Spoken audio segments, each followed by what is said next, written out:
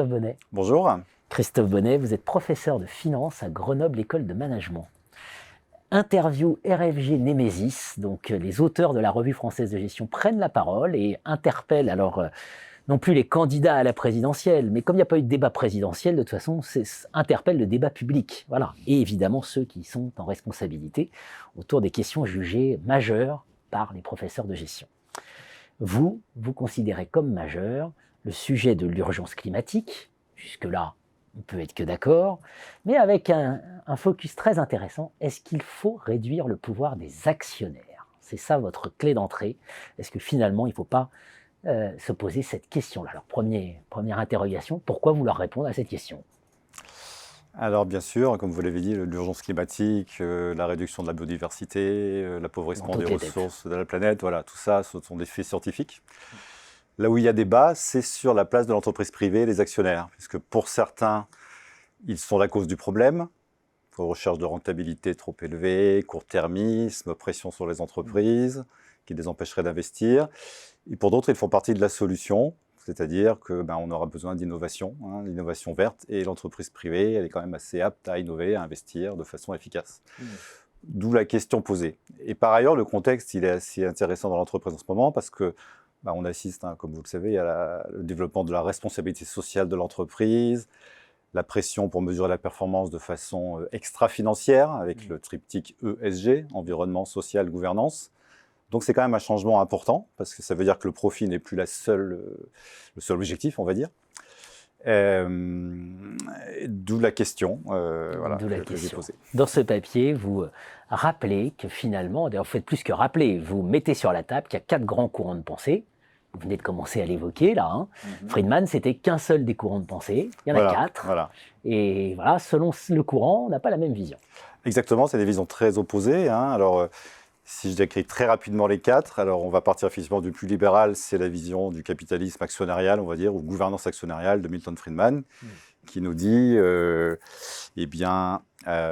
l'objectif des managers d'entreprise, c'est de répondre aux attentes des actionnaires, c'est-à-dire le plus souvent quand même la recherche de la rentabilité, et de maximiser leur richesse, exactement. Et les autres questions, elles sont traitées soit par la loi, le pouvoir public peuvent interdire des technologies, des produits dangereux pour l'environnement, et puis par les citoyens, consommateurs, salariés, actionnaires, qui peuvent aussi réorienter par leur action les objectifs des entreprises. Donc finalement, dans ce cadre-là, pourquoi réformer la gouvernance? Les entreprises s'adapteront si la loi change et si l'action des parties prenantes change. Voilà. Donc on ne change rien, on s'adapte. La deuxième optique, c'est la gouvernance partenariale, qui est très à la mode en ce moment.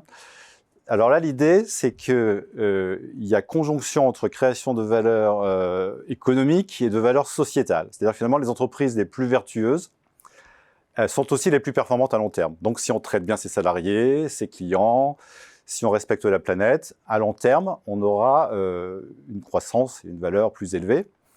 Du coup, on prend souvent la métaphore du gâteau économique. Finalement, si le gâteau s'accroît plus, même si la part des actionnaires se réduit un peu parce que tout ça a des coûts quand même, finalement, ils seront gagnants. Alors, c'est quand même contesté, ça, par certaines recherches, le fait que la gouvernance vertueuse partenariale crée plus de valeur, ça dépend des études, en fait, il n'y a pas vraiment de consensus. Du coup, là, les réformes proposées, je dirais, sont assez modérées, mais effectivement, on va vers le sens de définir une mission sociale pour l'entreprise, mais ça, la plupart des entreprises l'ont déjà fait. Réorienter à long terme la rémunération variable des dirigeants, laisser plus de place aux salariés dans le partage de la valeur et voire dans la gouvernance des entreprises. Donc c'est un peu le statut d'entreprise à mission qui a été proposé depuis 2019 en France et auquel un certain nombre d'entreprises adhèrent, voire adhèrent sans prendre ce statut spécifiquement d'ailleurs, parce que c'est un statut optionnel. Alors après, j'en viens à des visions un peu plus critiques. Il y a ce que j'appelle le capitalisme durable, ou la gouvernance durable. C'est-à-dire, là, l'analyse, c'est que le capitalisme est court-termiste par essence, le capitalisme au sens privé. Et donc, il faut le réorienter vers le long terme, en réformant les marchés financiers et dans l'entreprise, en imposant peut-être de façon autoritaire des objectifs environnementaux aux entreprises, en faisant vérifier par des experts externes ou gouvernementaux que les entreprises prennent bien en compte ces objectifs, en attribuant beaucoup plus de pouvoir aux salariés dans l'entreprise. Donc des réformes quand même assez audacieuses. Codétermination, par Voilà. Alors, peut-être le point critique qu'on peut donner, c'est que ce court-termisme, il n'est pas si évident, en fait. Il y a beaucoup d'académiques qui disent non, la valeur actionnariale est aussi à long terme.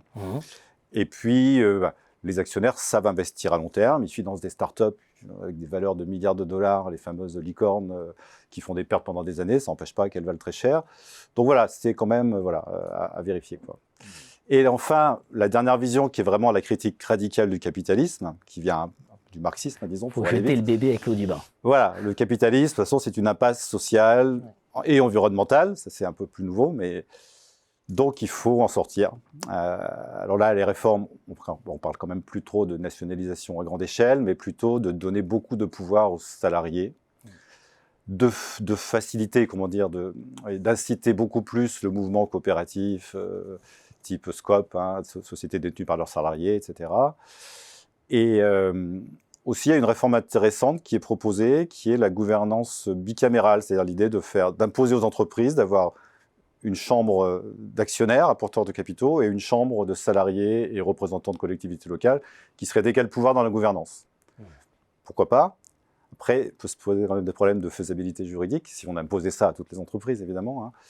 Et puis d'efficacité, parce que les statuts coopératifs, ils existent déjà, il y en a beaucoup.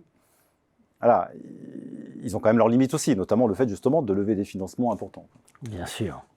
Alors, quand on prend ces 4 grands courants, on a tous en tête effectivement, outre la RSE, les critères ESG que vous avez rappelés. Finalement, est-ce que, on l'a vu, ça a été au cœur de l'affaire Orpea, par exemple, les critères ESG, parce qu'Orpea a été extrêmement bien noté sur les critères ESG. Est-ce que finalement, ce sont des gadgets, et 2, comment vous positionnez par rapport à ces 4 courants? C'est-à-dire, quelles propositions concrètes vous feriez pour réformer la gouvernance, parce qu'il y a des pistes je crois qu'il y en a. Alors, ce qui est assez ironique, c'est que finalement, à la fois les tenants du capitalisme actionnarial pur et dur à la Friedman, et puis les critiques radicaux du capitalisme, se rejoignent pour critiquer très très fortement RSE et ESG, en disant voilà, ce sont des gadgets, c'est une pure illusion, c'est du maquillage, mais ça ne sert pas à grand-chose. Ou alors à maintenir le système tel qu'il est. Alors moi, je ne pense pas, parce qu'ils ont beaucoup d'imperfections, bien sûr, mais ça fait quand même partie d'une réponse à une demande de la société. D'une part. D'autre part, ça stimule des expérimentations dans les entreprises qui peuvent être intéressantes. Donc non, je crois que ce sont des évolutions utiles, nécessaires. Il ne faut peut-être pas non plus en attendre trop. Et puis, alors en termes des mesures que je préconiserais personnellement, là je change un peu de casquette.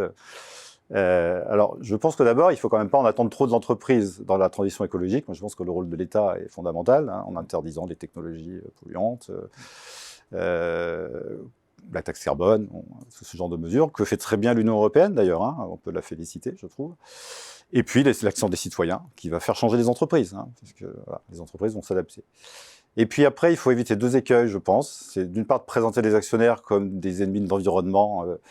Ils ne le sont pas tous, ils sont très variés, et leurs attentes évoluent, voire le développement de la finance verte, alors qui est loin d'être parfaite, comme la notation ESG aussi, qui est loin d'être parfaite, effectivement, affaire Orpea.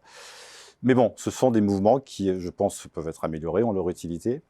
Donc voilà, les actionnaires ont leur rôle à jouer, et puis ne pas non plus suradministrer l'entreprise, ça c'est mon avis, c'est-à-dire que si on impose un carcan à toutes les entreprises, ça ne marche pas en général. Les entreprises ne sont pas identiques, elles ont des cultures, des histoires, des environnements différents.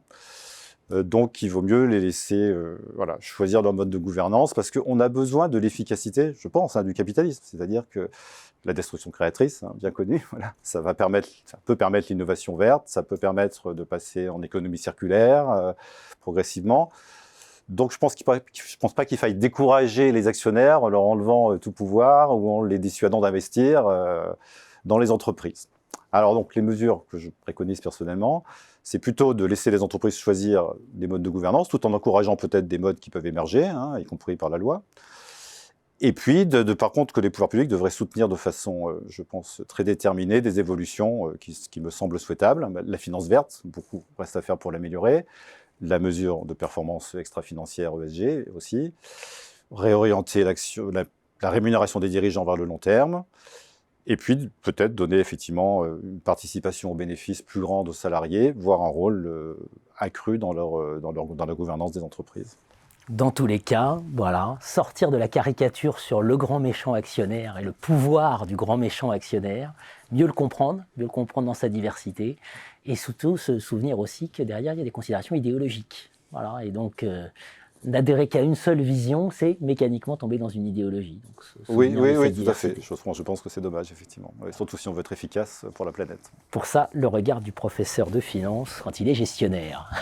Merci Christophe Bonnet. Merci.